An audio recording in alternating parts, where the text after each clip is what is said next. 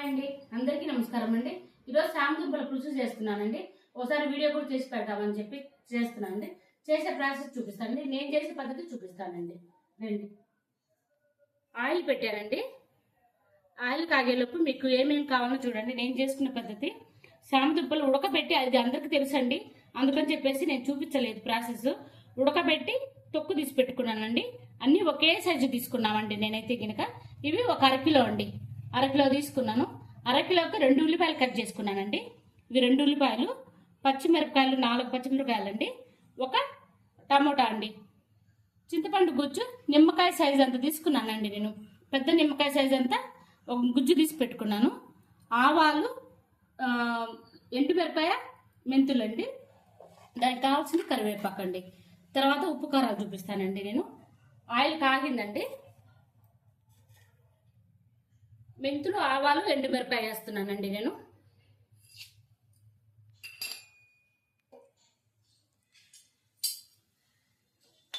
ఇది వేగనిద్దామండి. బాగా వేగిందండి. కరివేపాకు వేస్తున్నా.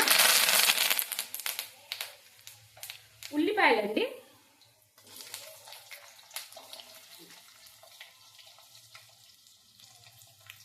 ఉల్లిపాయలు వేసాను. ఉల్లిపాయలు పెద్దగా వేగనక్కర్లేదండి.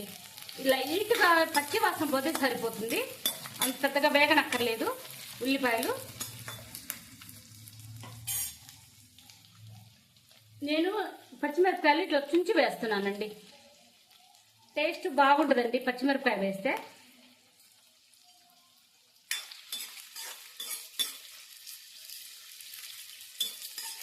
కొంచెం వదిలితే చాలండి పచ్చి వాసన. కొద్దిగా వదిలితే పచ్చి వాసన పోతే చాలు, సరిపోతుందండి. ఇదిగోండి, బాగా వేగనిచ్చాను. ఈ మాత్రం సరిపోతుందండి. టమాటా వేస్తున్నానండి ఒకటి.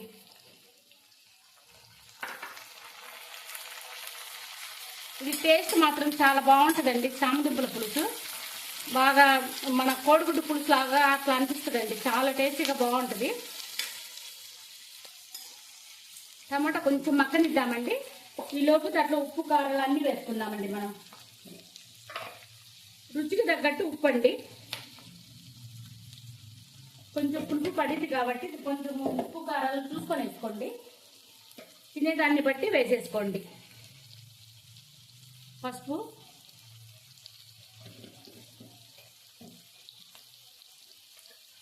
కారం అండి ఒక 2 స్పూన్లు వేస్తున్నానండి. నేను సరిపోతుంది. ఇది బాగా మగ్గనిద్దామండి. టమాటా కొంచెం మెత్తబడేదాకా ఉంచుతామండి మనము.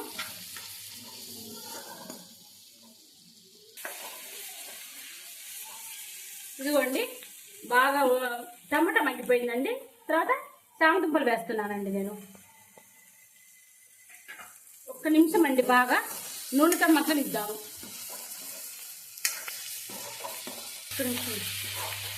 అదిగో చూడండి, వేగిపోయిందండి.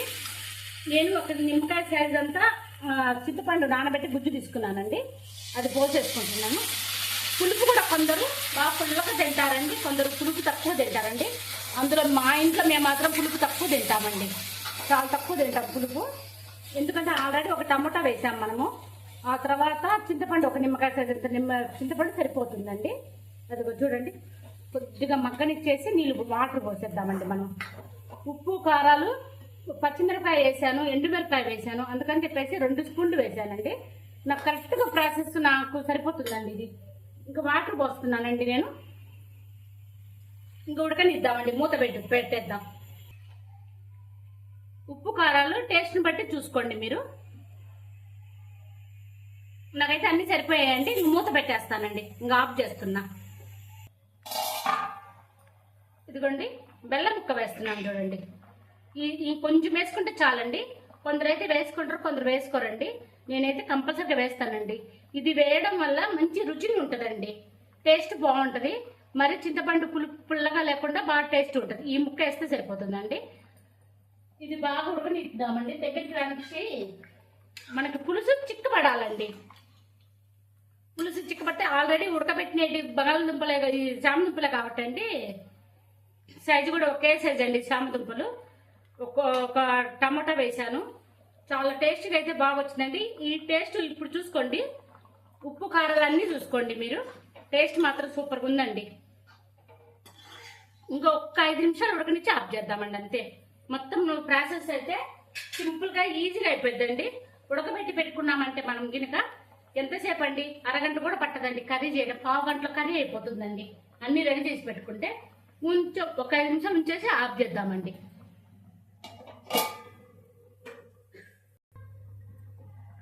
ఇదిగోండి చిక్కపడింది.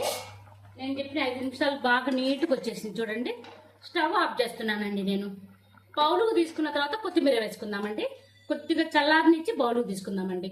టేస్ట్ కొందరేమో ధనియాల పొడి కూడా వేసుకుంటారండి. నేనైతే ఏమి వేయనండి.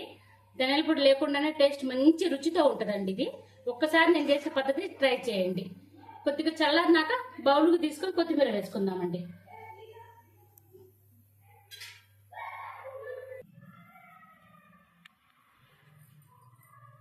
చూడండి చిక్కగా బాగా చక్కగా కుదిరిందండి శామదుంపల పులుసు. నేను చేసే పద్ధతిలో ఒక్కసారి ట్రై చేయండి. టేస్ట్ మాత్రం చాలా బాగా కుదిరిందండి. మనకి ఇంకా చిక్కదనం కావాలన్నా ఉంచుకోవచ్చండి. మాకైతే ఇలా ఉండాలండి, చాలా టేస్టీగా ఉంటుందండి పులుసు అన్నం తింటుంటే. ఇలా నేను చేసే పద్ధతి అయితే ఒకసారి చేయండి, ట్రై చేయండి. ట్రై చేసి చూడండి, నచ్చితే మాత్రం లైక్ చేయండి.